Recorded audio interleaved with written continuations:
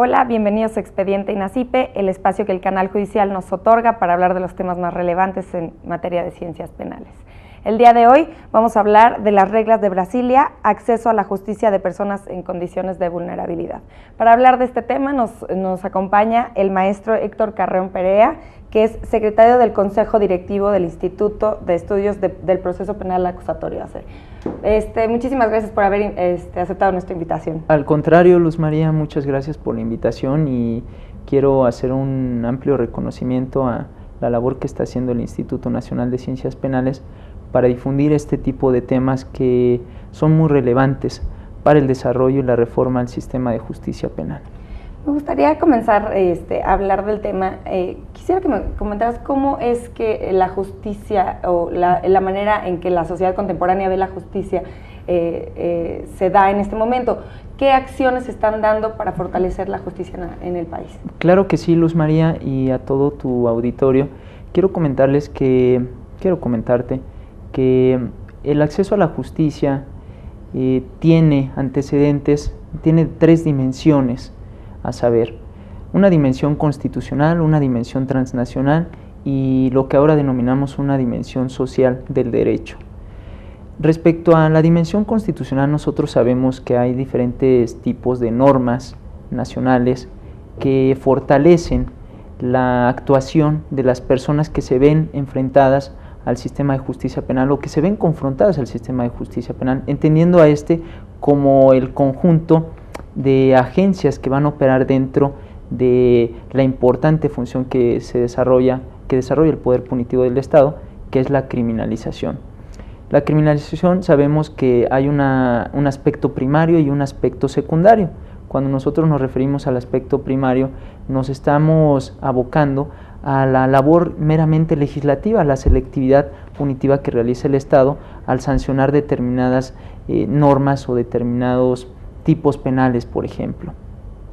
Por lo que hace a la criminalización secundaria es actualizar esa normatividad sustantiva que nosotros vemos reflejada en los códigos penales a través de procedimientos o a través de un proceso de resolución de conflictos. Nosotros vemos que la reforma del 18 de junio de 2008 establece la implementación de un nuevo proceso, el proceso penal acusatorio, que va a estar regido por diferentes principios como son el de publicidad, el de contradicción, el de continuidad, el de inmediación. Entonces, la dimensión constitucional se ve fortalecida por estas dos actividades. Por otra parte, tenemos una dimensión transnacional del derecho. Sabemos que nosotros, como juristas y como ciudadanos, tenemos conocimiento de que en el 2011 se implementó una importante reforma en materia de derechos humanos, específicamente en el mes de junio de 2011. Y esta reforma de derechos humanos viene a fortalecer la reforma constitucional de seguridad y justicia de 2008. Ahora ya se habla de el famoso bloque de constitucionalidad o la doctrina del bloque de constitucionalidad, donde los operadores del sistema de justicia penal, estas agencias que conforman al sistema de justicia penal, es decir, agencias de seguridad pública, agencias de procuración de justicia, agencias de administración de justicia y ahora agencias de ejecución de sanciones, van a tener que regir sus actividades o sus funciones con base en instrumentos internacionales aplicables a la administración de justicia y no únicamente a los instrumentos o a las garantías constitucionales que están establecidas en nuestra Carta Magna. Independientemente de estas dos situaciones, existe una dimensión social. Ahora ya se habla de una dimensión social del derecho, o mejor denominada de acceso a la justicia, generar mejores condiciones de las personas que ingresan al sistema de justicia penal, o como se les denomina en algunas de manera coloquial, a esa máquina de machacar carne, a ese poder punitivo del Estado. Nosotros sabemos que nosotros como ciudadanos, como operadores del sistema de justicia penal, pues encontramos algunos obstáculos. Sin embargo, hay personas que por sus condiciones sociales, por sus condiciones culturales, por sus condiciones económicas, van a enfrentarse con mayores obstáculos cuando traten de ejercer a cabalidad sus derechos fundamentales, como son tener el derecho de audiencia, un derecho de petición, ejercer un derecho de petición, que nosotros tengamos medios de impugnación eficaces ante las resoluciones de las autoridades estatales, específicamente de las autoridades encargadas de la Administración de Justicia y también de la Procuración de Justicia. Entonces se da este nuevo movimiento, esta dimensión social del derecho que tiene por objeto generar una igualdad. Igualdad ante el sistema de justicia penal significa igualdad en dignidad de nuestros derechos o en igualdad en nuestra dignidad como personas humanas. Y el tema que nos trae hoy aquí engloba las tres dimensiones que estás mencionando. Exactamente, efectivamente, Luz María, el tema de acceso a la justicia de personas en condición de vulnerabilidad, o mejor dicho, el tema del acceso a la justicia a grosso modo, en términos amplios, engloba todas estas tres dimensiones. Digamos que el acceso a la justicia no podría ser entendido sin que antes entendamos o sin que antes comprendamos la dimensión constitucional, cómo está conformado nuestro sistema de justicia penal, cómo está conformado la legislación internacional y bueno, desemboca ya en esta dimensión social del derecho que tiende a generar mejores condiciones de vida y mejores condiciones para que nosotros como ciudadanos, como personas, podamos acceder de mejor manera a los instrumentos estatales para que se nos garantice una mayor seguridad jurídica en lo particular y en lo general una mayor seguridad pública. ¿Me podrías dar algunos referentes teóricos y prácticos para que funcione el acceso a la justicia? Claro que sí. Quiero comentarte, Luz María, y a todo el auditorio, que uno de los principales o de los primeros referentes en torno al acceso a la justicia a nivel internacional se desarrolló en la década de los 70 con un importante trabajo en materia de derecho procesal y fue el denominado Proyecto Florentino sobre acceso a la justicia. El Proyecto Florentino, quiero comentar que fue un trabajo interdisciplinario desarrollado principalmente por estudiosos del derecho procesal, no únicamente del derecho procesal penal, sino del derecho procesal civil y del derecho procesal administrativo, del derecho procesal incluso laboral.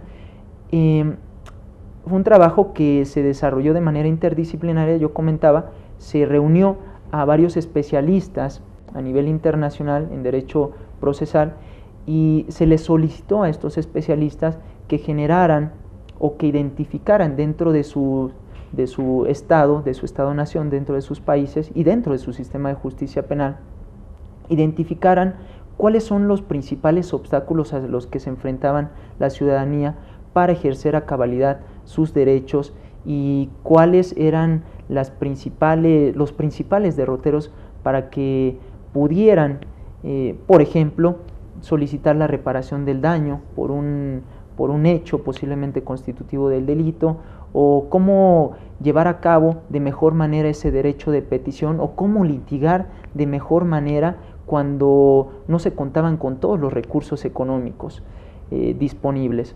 Este proyecto fue elaborado principalmente, o fue dirigido, coordinado por dos procesalistas muy connotados. En este caso fue Mauro Capelletti, italiano, y también Brian Gart, ellos profesores de la Universidad de Florencia, de ahí el nombre de Proyecto Florentino, y en este proyecto también participaron importantes especialistas mexicanos, procesalistas principalmente, y advirtieron que en el ámbito social existía una pobreza legal.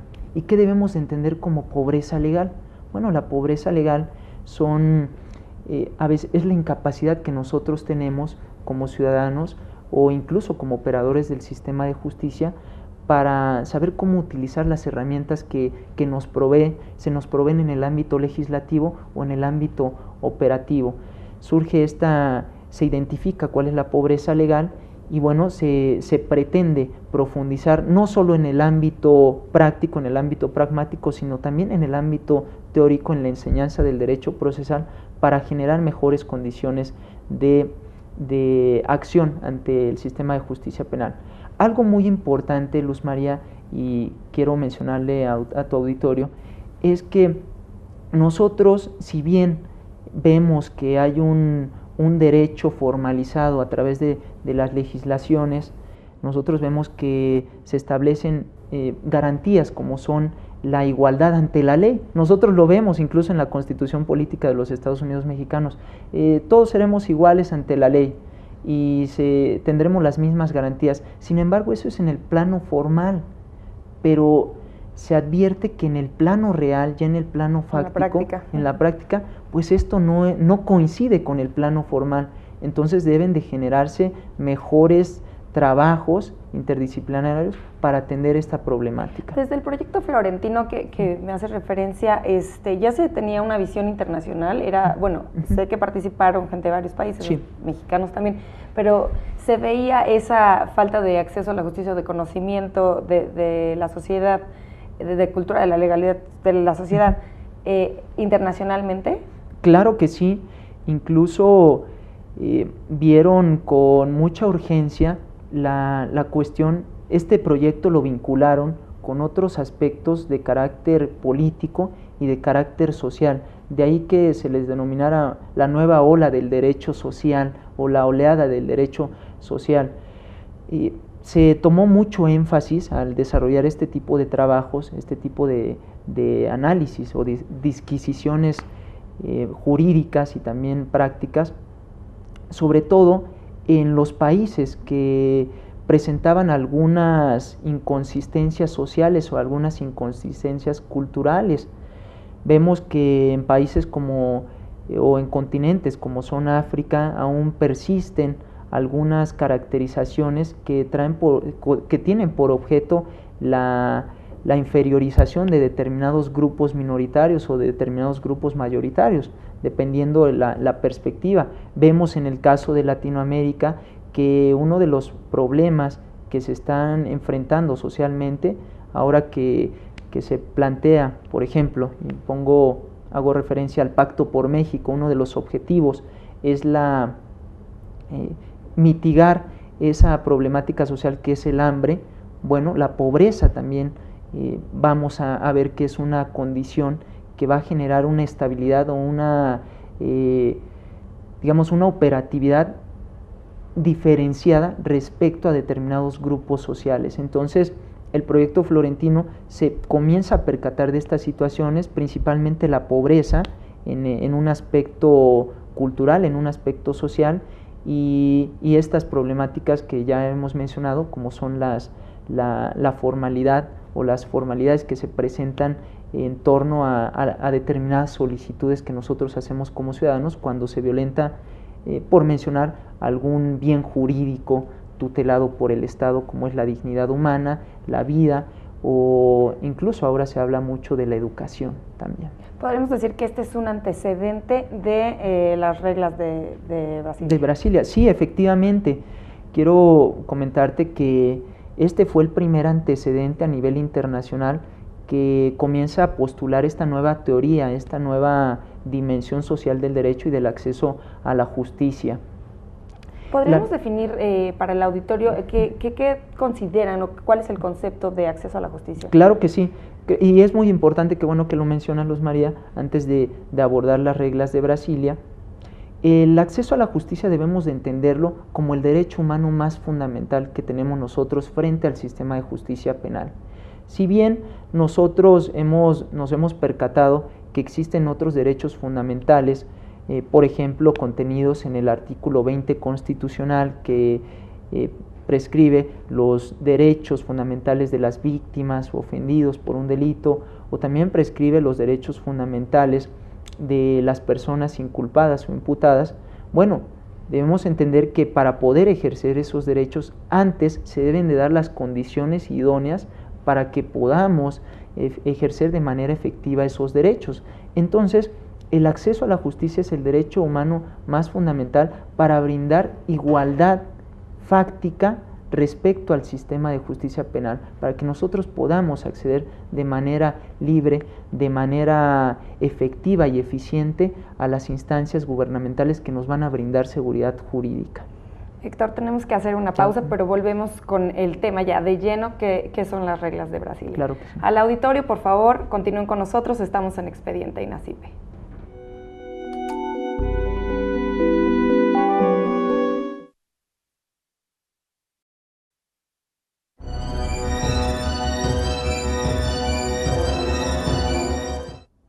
Gracias por continuar con nosotros en Expediente INACIPE. Les recuerdo que pueden estar en contacto con nosotros a través de nuestro correo que aparecerá en sus pantallas, así como nuestros números telefónicos y nuestro Twitter, que es @expediente_. Queremos saber sus comentarios y sugerencias acerca del programa.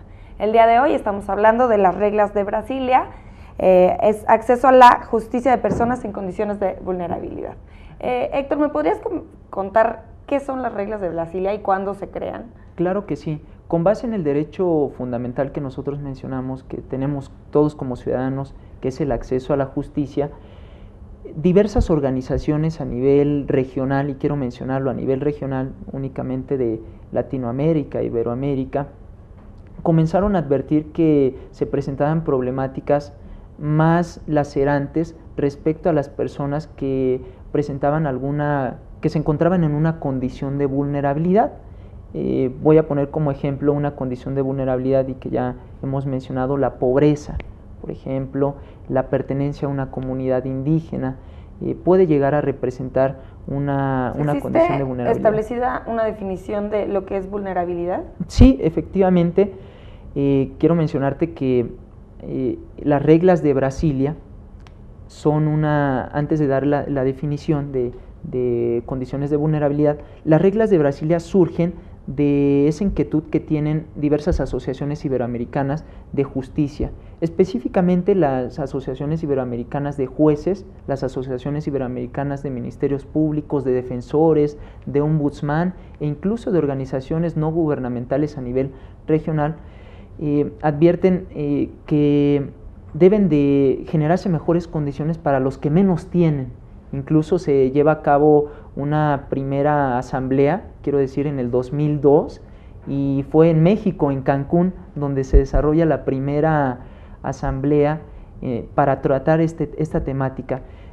Dos principios fundamentales: generar una justicia más moderna, una justicia más eficaz, y generar mejores condiciones para las personas que se encuentran o en las cuales repercute una causa de vulnerabilidad. Tú me preguntabas, bueno, ¿qué se debe de entender como causa de vulnerabilidad o vulnerabilidad?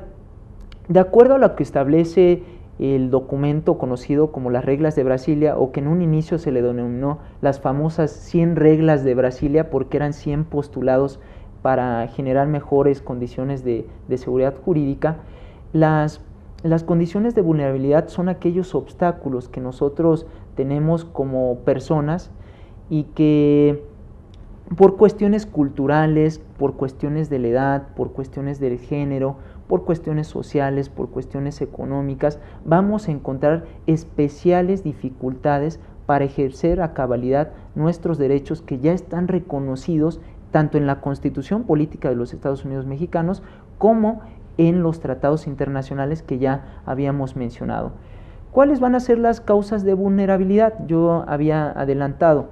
Bueno, pues vemos que una causa de vulnerabilidad puede ser la edad, una causa de vulnerabilidad puede ser la pertenencia a un pueblo indígena o los llamados First Nations, o la pertenencia a una minoría. Ahora que se está hablando, si nosotros observamos, Luz María, que en México pues existen minorías y que esas minorías son víctimas de algunas conductas sociales como son la discriminación racial. Nosotros sabemos que quizá en México no lo vislumbremos de una manera tan evidente, pero vemos que hay grupos de personas afrodescendientes que son víctimas de caracterizaciones de inferiorización y que son los menos. Por ejemplo, en la ciudad, ahora que se está dando las cuestiones de la migración también es una causa de vulnerabilidad. La privación de la libertad es una causa de vulnerabilidad. A veces no lo veamos, pero es una causa que impacta directamente sobre la integridad de una persona e incluso sobre la dignidad de de una persona. ¿También podrían ser las preferencias sexuales? Claro que sí, que es algo muy importante y que bueno que lo comentamos. Si bien las reglas de Brasilia son un conjunto de normas, de principios para garantizar mejores condiciones de seguridad jurídica para las personas que presentan o que en las cuales concurren estas causas de vulnerabilidad, estas reglas de Brasilia se rigen bajo el principio de numerus clausus. ¿Qué quiere decir? Que podemos agregar otras causas de vulnerabilidad a las ya previstas en estos instrumentos. Por ejemplo, la que hacía yo referencia no se encuentra prevista. Sí, propiamente no se encuentra prevista, pero si hacemos una interpretación, y quiero mencionar una interpretación, utilizamos la dogmática procesal penal respecto a estos principios tan relevantes a nivel internacional, nos vamos a dar cuenta que las personas que tienen alguna preferencia sexual caracterizada, bueno, las podemos, podemos hacer una referencia a su pertenencia a una minoría, por ejemplo, por así decirlo, ¿no? O generar una nueva regla, eso es algo que quiero mencionar, que uno de los objetivos de estas reglas es que todos como países o como asociaciones o miembros de las asociaciones iberoamericanas podamos dar mejores recomendaciones para que se vaya ampliando el campo o el espectro de proyección o de protección. ¿Cómo funcionan? ¿Cómo es que los países se apegan a estas reglas? ¿Existen, se firman algún, no sé, convenio, no sé cómo llamarlo? Sí. ¿Cómo funcionan? ¿Quiénes están obligados a trabajar en función o alineados a estas reglas? Es importante mencionar que las asociaciones iberoamericanas de abogados, las asociaciones iberoamericanas de ministerios públicos y de jueces, incluso de ombudsman, están conformadas por representantes de los poderes ejecutivos o de los poderes judiciales, en el caso de las asociaciones iberoamericanas judiciales, o por parte de los ombudsman, por representantes. Ellos firman compromisos, son compromisos que se firman por parte de los representantes que tienen todos los estados, y estos compromisos como representantes de las instancias que componen a los subsistemas, ya habíamos mencionado al subsistema judicial, al subsistema ejecutivo, tienen la obligación irrestricta de darle difusión o de promover la implementación de estas importantes normas, de importantes reglas. Normas en el sentido del soft law, porque no son quizá vinculantes. Sin embargo, si nosotros hacemos una interpretación amplia de estas normativas o de estos consejos o recomendaciones internacionales, nos vamos a percatar que ya se encuentran contenidos en otros instrumentos internacionales que ya tienen un carácter vinculante. Digamos que no podemos eludir nuestra responsabilidad social y no podemos eludir nuestra responsabilidad pública para llevar a cabo la implementación de estos importantes postulados en materia procesal. Quiero puntualizar, son postulados en materia procesal. Que no sean vinculantes quiere decir que no tienes obligación de cumplirlos, pero aunque no exista esta obligación, ¿hay alguna entidad que le da seguimiento a estas reglas para ver que pues todos los operadores estén cumpliendo? Claro que sí. Hay un consejo específicamente de cada año se realizan asambleas por parte de los poderes, por parte de la Asociación Iberoamericana de Jueces, y ellos llevan a cabo, solicitan específicamente cuáles han sido los avances o reportes a las autoridades que participaron en la promoción y en la firma de estos importantes postulados, y se les pide un informe de cuáles han sido los avances de implementación para ver si se están adecuando a estos compromisos que, reitero, quizá no son de carácter vinculante en un sentido estricto, en un sentido formal como lo conocemos a través de convenciones internacionales, pero que trae consigo intrínsecamente una responsabilidad no solo nacional, sino una responsabilidad incluso regional. ¿Por qué? Porque ya están contenidos, son principios que se recogen de otros instrumentos internacionales que sí son vinculantes. Hablando de beneficiarios, los beneficiarios son las personas que se encuentran en condiciones de vulnerabilidad vulnerabilidad descrita como lo hicimos hace un rato. Así es. Y destinatarios, ¿a quién va dirigido? ¿Quiénes son los que se tienen que apegar? Sí, en este caso, como tú bien lo mencionabas, los beneficiarios pues somos todos nosotros como ciudadanos en los cuales puede concurrir una causa de vulnerabilidad. Acceso a la justicia en un sentido estricto a todos los ciudadanos o a todas las personas. Ahora ya se habla de una ciudadanía cosmopolita, ¿no? Immanuel Kant decía, una ciudadanía cosmopolita. Bueno, ahora convivimos en una ciudadanía cosmopolita, todos tenemos derecho a todo lo que nos beneficie, claro está.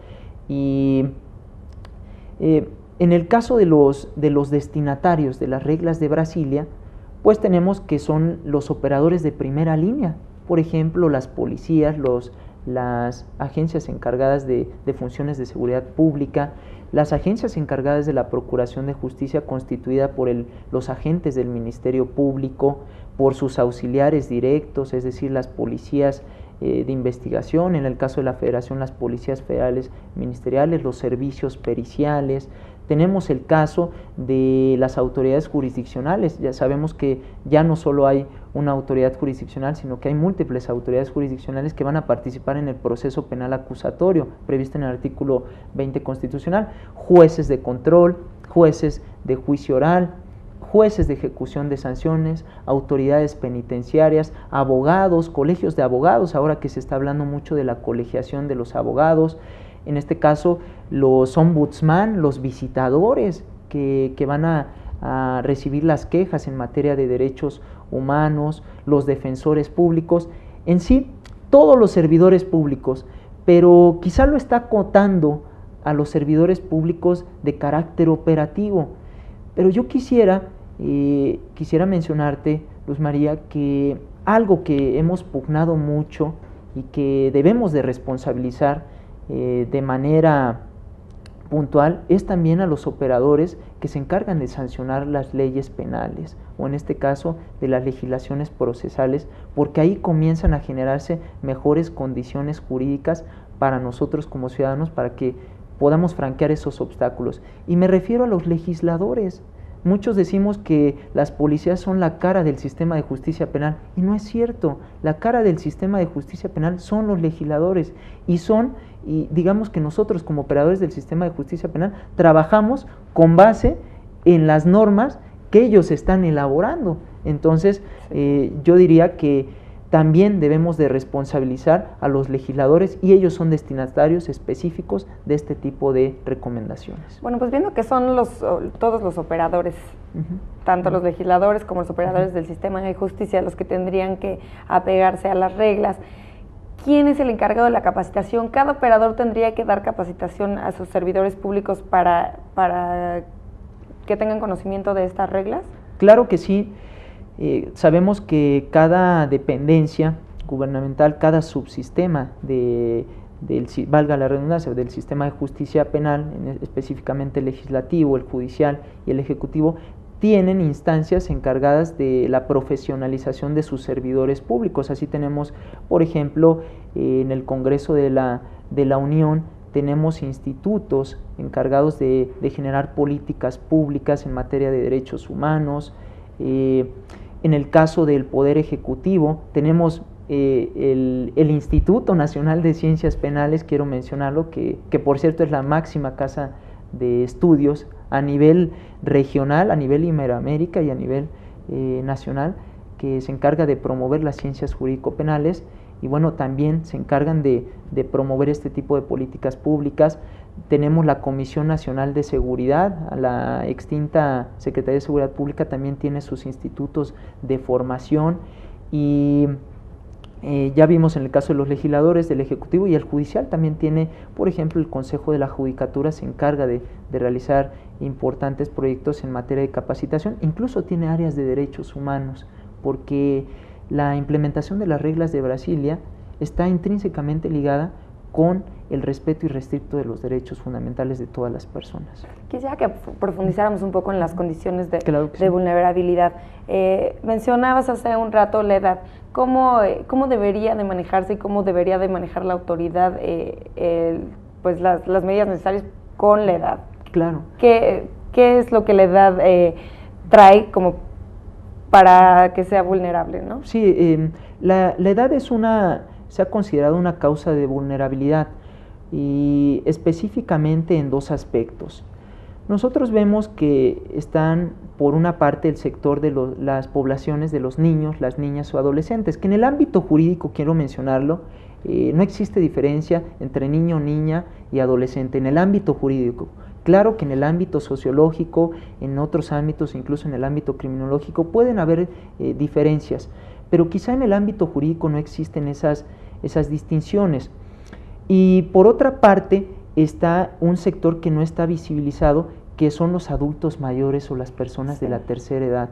Vemos que las personas que rebasan los 60 años son consideradas personas, son adultos mayores, personas de la tercera edad, pero muchas veces no nos percatamos que dentro de esa causa de vulnerabilidad que es la edad, pueden concurrir otras causas, como son algunas discapacidades mentales, ¿no? Esa es una causa de vulnerabilidad, por ejemplo, las discapacidades físicas, las discapacidades sensoriales, que pueden ser de carácter permanente o que pueden ser de carácter temporal.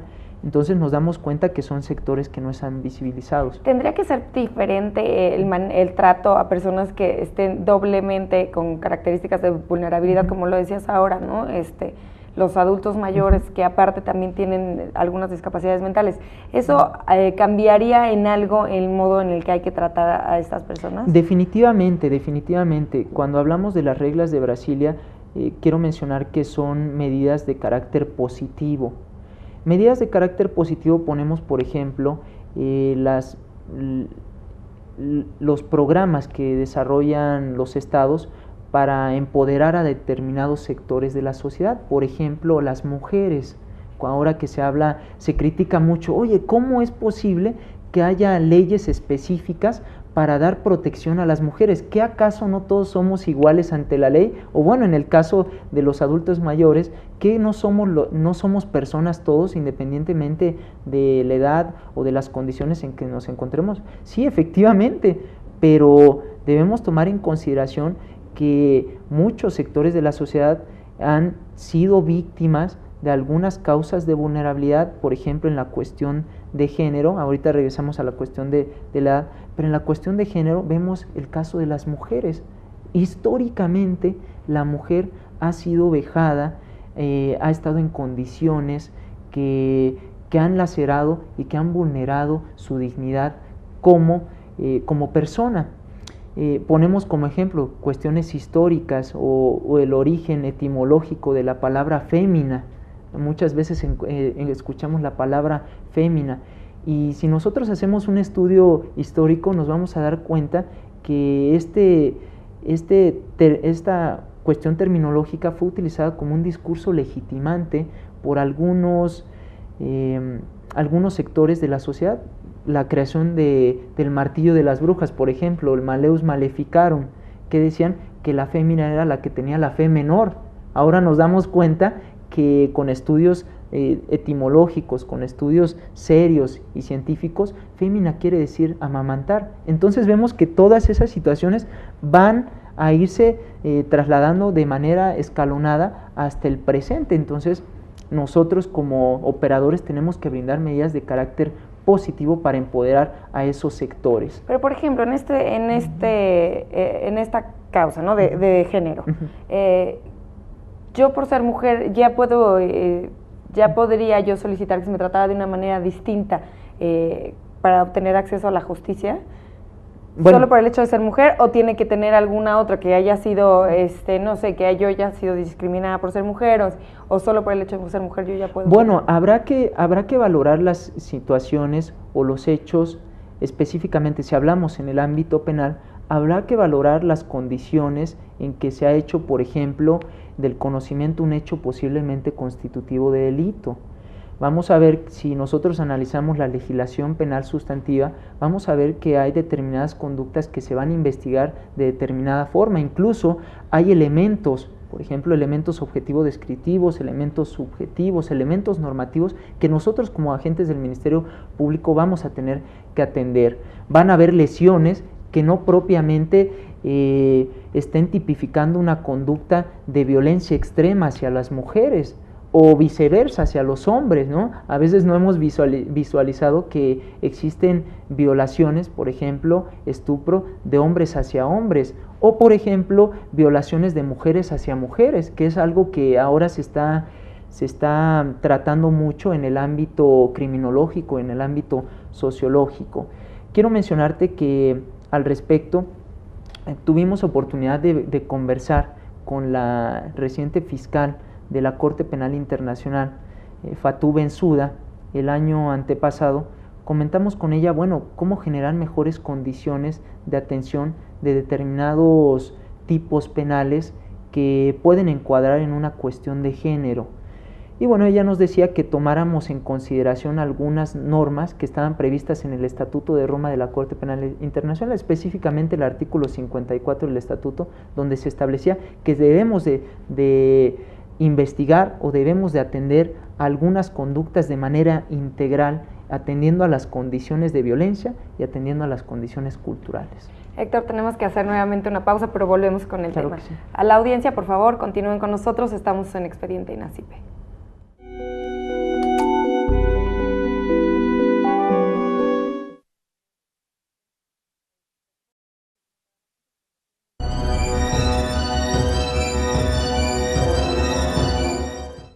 Gracias por continuar con nosotros en Expediente INACIPE. Les recuerdo una vez más que pueden estar en contacto con nosotros a través de las redes sociales, así como nuestro correo electrónico que aparecerá en sus pantallas, nuestros números telefónicos y nuestro Twitter que es @expediente_. Queremos saber sus comentarios y sugerencias.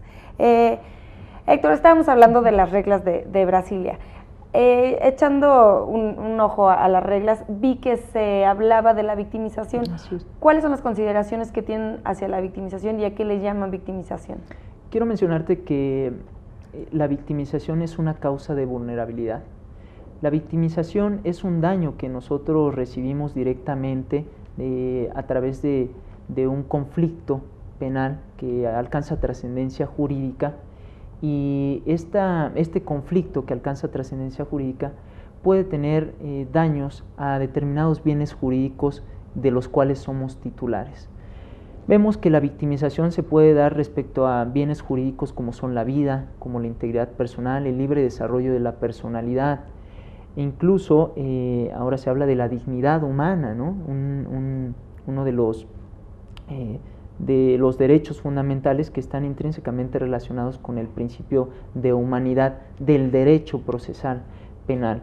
Independientemente de esta situación, Luz María, eso debemos de entender como victimización primaria, pero hay victimización secundaria, que es la que nosotros podemos recibir de manera directa o de manera indirecta por parte de los operadores que componen al sistema de justicia penal. Es a lo que le llaman la doble victimización, que aparte de haber sido víctima de un delito, todavía te hacen revivirlo, ¿no? Exactamente.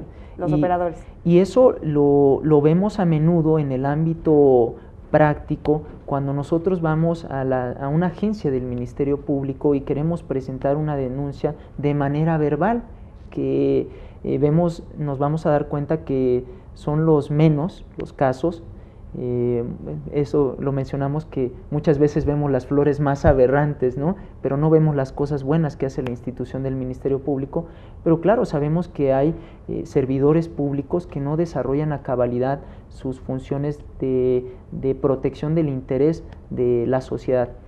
No quieren recibir denuncias de manera verbal, por ejemplo, y nosotros vemos que las codificaciones procesales especifican que nosotros podemos recibir las denuncias de manera verbal o de manera escrita, no podemos negar ese servicio. Ese es un ejemplo concreto, y ahí se puede actualizar una victimización secundaria que va a derivar en la no presentación de una denuncia, por ejemplo, o si el delito se cometió, por ejemplo, en una determinada demarcación geográfica, no me corresponde a mí, tienes que mandarlo a otra demarcación geográfica, o te lo tiene que atender, y bueno, ahí se va generando una victimización secundaria. Lo vemos en el caso de las personas con discapacidad, que también es una causa de vulnerabilidad. La discapacidad puede ser física, puede ser mental o puede ser sensorial. De acuerdo con datos de la Organización Mundial de la Salud, entre 400 y 500 millones de personas sufren algún padecimiento mental, una deficiencia mental. O física, ¿no? O También física podría ser. también. Incluso es una causa de morbilidad a nivel internacional. Y nosotros hemos observado desde el Instituto de Estudios del Proceso Penal Acusatorio, hemos observado con detenimiento estas situaciones porque nos percatamos que en numerosas ocasiones se acerca una persona a una agencia encargada de procuración de justicia, una agencia de seguridad pública, y presenta alguna deficiencia, alguna discapacidad mental. Y nosotros, al no saber atender ese tipo de situaciones, incluso solicitamos el uso de la fuerza como operadores del sistema de justicia penal para sacarlo de las instalaciones. Incluso vemos que hay personas que presentan denuncias, por ejemplo, y que a algunos de nosotros nos parecerá irónico, gracioso, a nosotros nos parece preocupante, pero que una persona presente una denuncia en contra del titular del Ejecutivo Nacional, por ejemplo, sí, o que presente una denuncia en contra de Jesucristo, por poner el ejemplo. Dicen, oye, pues esta persona está mal de sus facultades, a menudo decimos de manera simplista, está mal de sus facultades. Bueno, pero tenemos que ir más allá. Nosotros como agentes del Ministerio Público tenemos auxiliares, no solo del sector de seguridad pública o de la Procuración de Justicia, para hacer valer nuestras determinaciones o para atender de mejor manera a las personas. Y entonces, por ejemplo, en una agencia del Ministerio Público, ¿tendría que haber un especialista para trabajar con este tipo de personas? Digo, claro. También podremos volver a que son una minoría, claro, ¿no? Son si bien no existen, pueden no existir, porque sabemos que hay recursos materiales o recursos humanos a los cuales están limitadas las instituciones del Ministerio Público, nosotros podemos auxiliarnos como agentes del Ministerio Público de otras instancias, como son el sector salud, o el caso, hemos visto con muy buenos ojos y con muy buen recibimiento, por ejemplo, en el ámbito federal, la implementación de las unidades de protección a los derechos humanos que se encuentran, por ejemplo, en Seido, que se encuentran en el Centro Federal de Arraigos o que se encuentran en las distintas delegaciones de la Procuraduría General de la República, donde ya se cuenta con apoyo psicológico. Habrá que reflexionar si tendremos que contar también con apoyo del sector salud y poder atender de mejor manera a las personas que presenten estas condiciones de vulnerabilidad.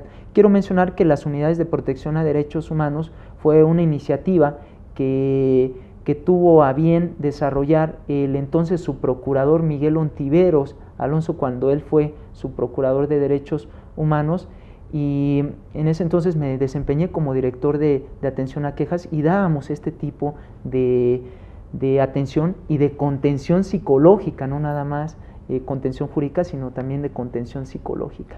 Hace un rato platicábamos de las víctimas, ¿no? de la victimización. Retomando la idea de que las reglas de Brasilia son para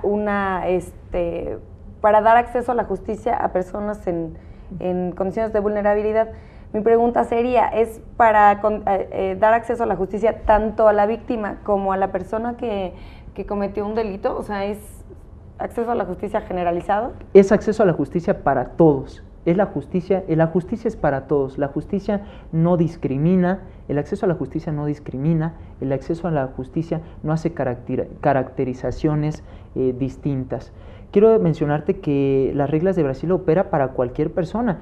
Si la persona se encuentra en una situación de inculpado o si se encuentra en una situación de victimización.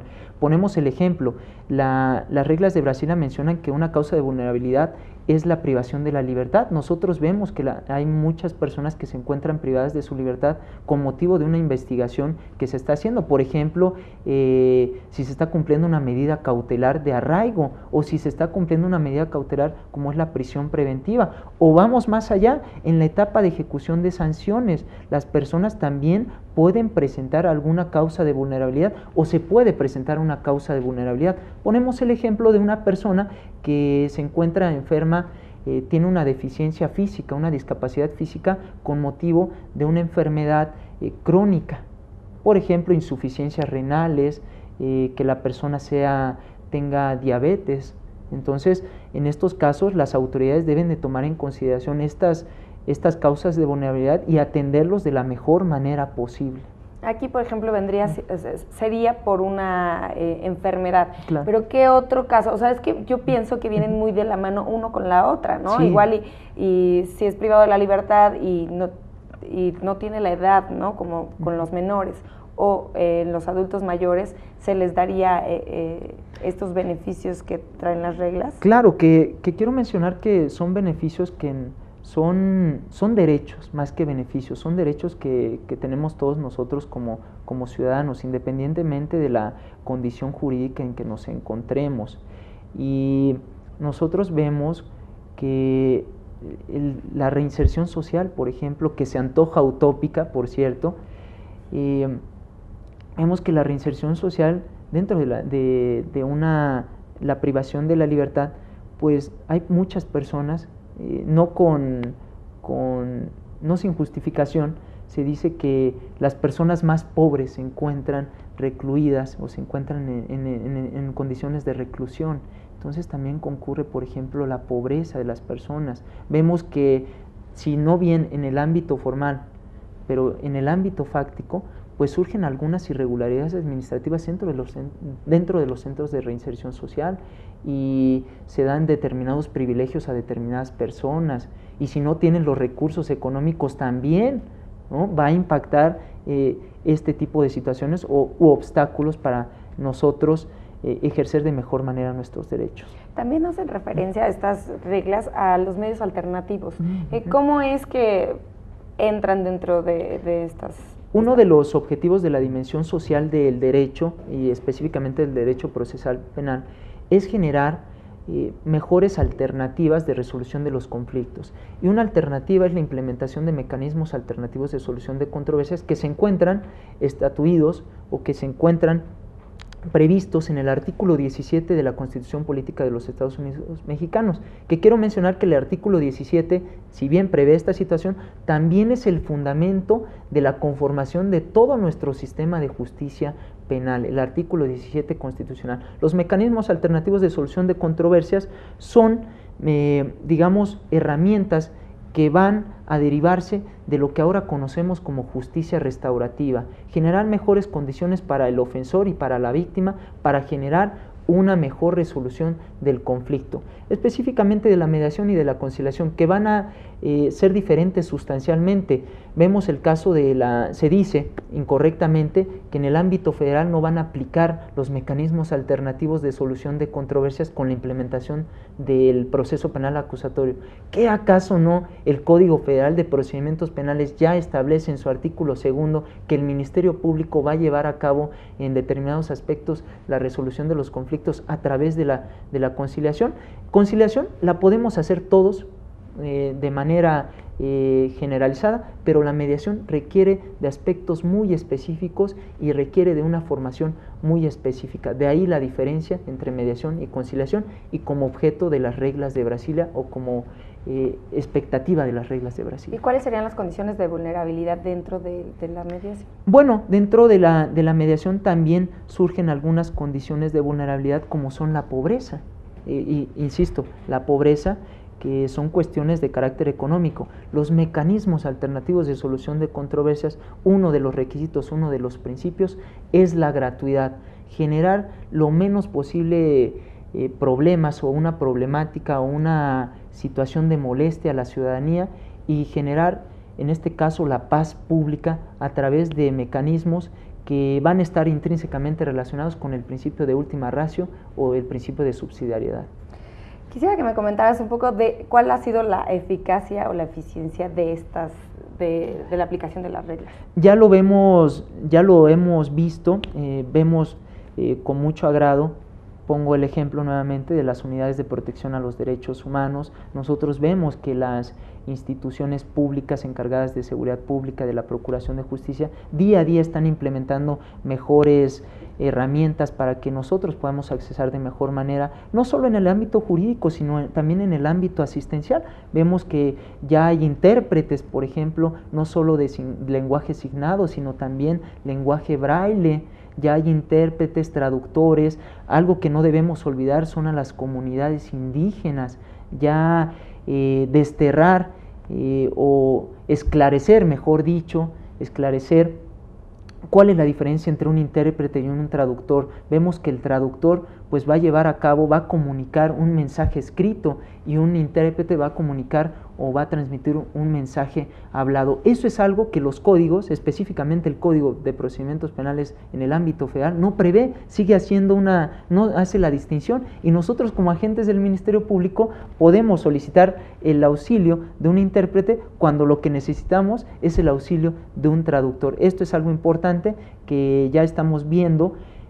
Los convenios que se hace con el Instituto Nacional de Lenguas Indígenas, los convenios que se hace con la Comisión Nacional para Prevenir la Discriminación, específicamente la discriminación racial, que en México existe, hay que aceptarlo, en México existe discriminación racial, no queramos disfrazarla con clasismo, hay discriminación racial, ya se están haciendo estos importantes trabajos, y también la Comisión Nacional de los Derechos Humanos y las comisiones estatales trabajan de manera conjunta con las procuradurías y con los poderes judiciales para dar efectividad y dar eficiencia a estas reglas tan importantes como son las reglas de Brasilia o las 100 reglas de Brasilia.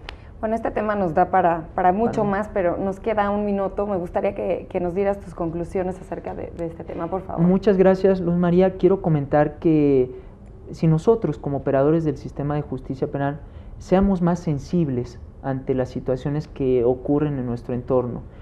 Decía un autor, Joseph Roth, que sufrió la victimización del nacionalsocialismo, que nosotros hacemos más daño siendo indiferentes ante una situación. La indiferencia es el enemigo de todos los pueblos. No podemos ser indiferentes ante el dolor de nuestro compañero o de una persona que se encuentre de frente a nosotros.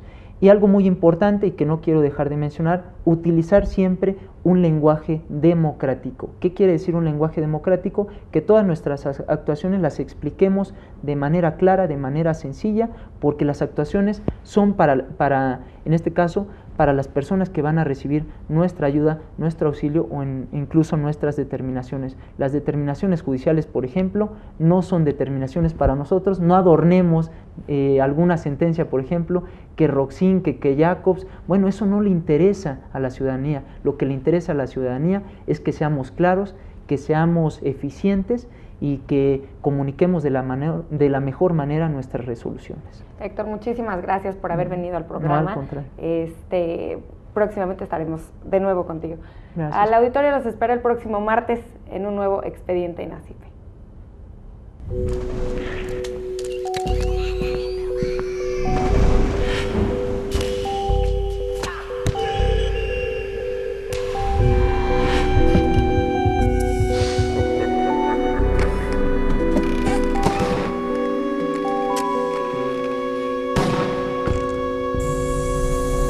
Sí.